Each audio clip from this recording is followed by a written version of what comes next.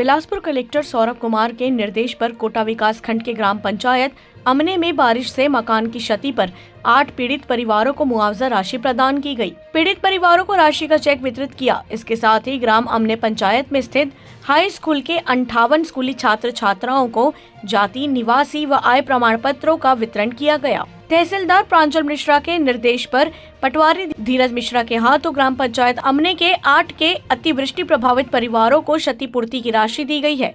इस दौरान धीरज मिश्रा, पटवारी इश्मिता पांडे, सचिव ग्राम पंचायत अमने, स्कूल के प्राचार्य मनोज वैद सहित ग्रामीण व स्कूल के बच्चे उपस्थित रहे।